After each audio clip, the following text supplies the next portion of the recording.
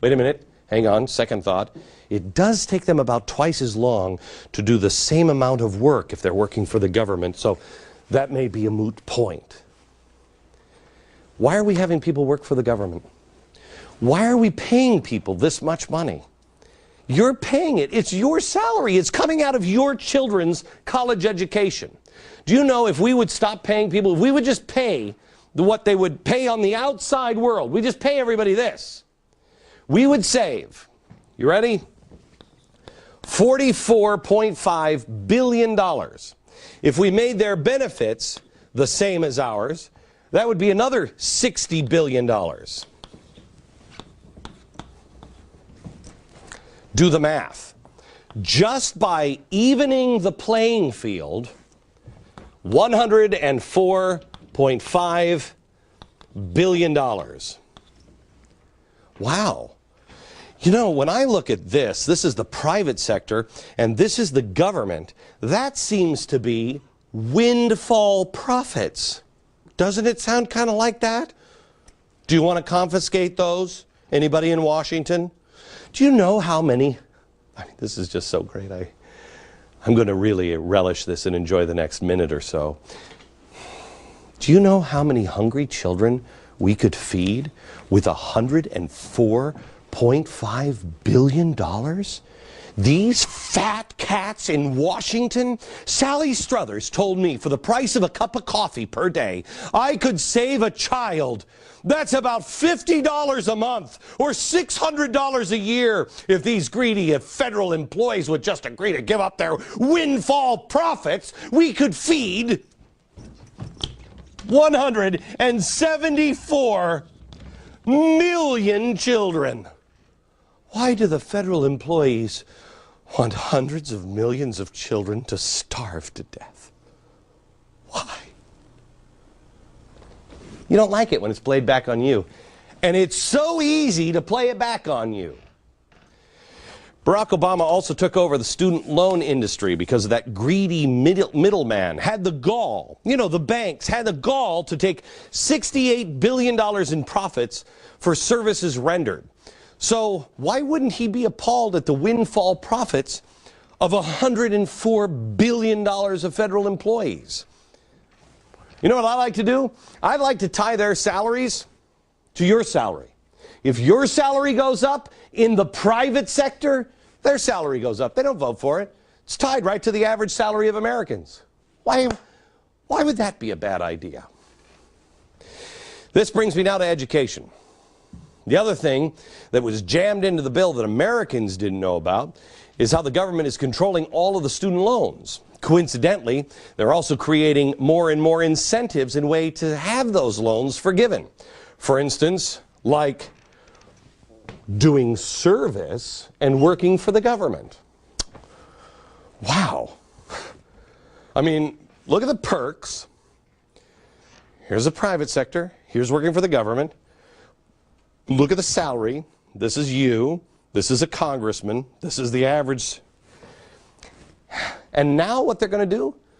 Now they're actually going to make it more lucrative. At what point do we stop calling it service to work for the government? It doesn't seem like much of a sacrifice. The only ones that's sacrificing are the taxpayers. What we're doing is we're paying people this plus their college education if they come and take this money. What do you say we stop and turn the car around and go in the opposite direction? Right now, liberal bloggers are in their basement, well, their mom's basements, and they're typing away, Glenn Beck doesn't want to educate children. Yes, yes, yes. Here's the thing. I do want to educate children, but dumping billions of dollars at schools that are failing isn't the way to do it. Look at these numbers. 1965, it was not even the Department of Education, it was the Department of the Interior, and we were spending $12 billion. Today, the Department of Ed, $103 billion. Look at this chart. Look at this. 1965, and then progressives and the Great Society. Whoa! What happened here? How's that strategy working out for you? Ready for this? Between 1973 and 2008, the test scores. I don't do math very well, but I think if I carry the one, math scores, 2 points. Reading scores, they put the blanks here because I don't know what this word means. 1. Yeah, 1. See this?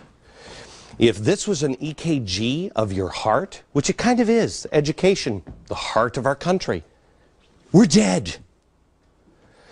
Money doesn't do it. Money never does it. Money corrupts. How do you fix education? Well, first of all, we start to fix our families. James Madison's mother taught him to read and write. John Quincy Adams was homeschooled until the age of 9. You think these guys? What about this guy? Abraham Lincoln. He was homeschooled. His mother taught him to read. His mother, from borrowed books. The story goes that Thomas Edison, his teachers thought he was feeble-minded, unteachable. He was kicked out of school. Mom taught Edison, you know, the light bulb guy, how to do it at home. Goodwill Hunting, for the love of Pete. He got his education for $2 at the public library. I saw the movie. And yet this society scoffs at those who are self-educated. Put the picture of my grandfather up here. There's my grandfather. 4th grade education. The guy helped make the moon rover. When did we say self-education was a bad thing? When did we stop pushing ourselves to learn? You know, when my daughter Mary was in I think it was the 2nd grade, I asked the teacher for, I was stupid, I asked her for a syllabus. Teacher looked at me and she said, this is the 2nd grade. I said, I know, but I mean, can I get some of the books you guys? I want to be able to read them at home with her and yada yada. The teacher actually said to me, Mr. Beck. And I said, Mrs. Hoffelmeyer-Bergowitz-Steen. Teaching, she said to me, is my job. I said, really? See, this is the way I look at it. This is my child. Teaching my child is my job. You are my assistant. That's the only kind of government assistance I want. I need your help. But that's all I need. This is my job. Unfortunately, many also try in the educational system to help my kid, you know, learn about sex and then help them, you know, cross state lines and get abortions while indoctrinating them about the evil of the free market system. And then maybe on the way home they can stop by a Marxist meeting. What do you say? Fill out the communist cards. It makes no sense to teach the way we've been teaching over the last 100 years, especially since the technology that we have. Our founders and many others proved that you don't need money to get a great education. You need a desire. You need a good book. We need to get control of our schools back to the parents, back to the states. The best way to do this is to abolish the Department of Education. We certainly don't need to be giving them more money. The federal government should only be responsible for the things that the states cannot do. You want the State Department, you need the State Department. That's fine, got it. Department of Education? No, I think as a state we can cover that one, but thank you very much. Let me show you how out of control our government is and how out of control our thinking has become. Doing the two things that I've just said, taking the people off the dole, getting them and giving them a disincentive for working for the federal government, and completely eliminating the Department of Education.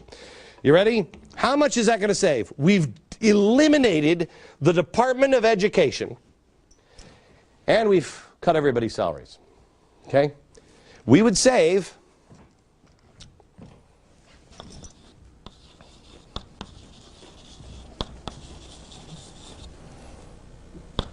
it's billion, right?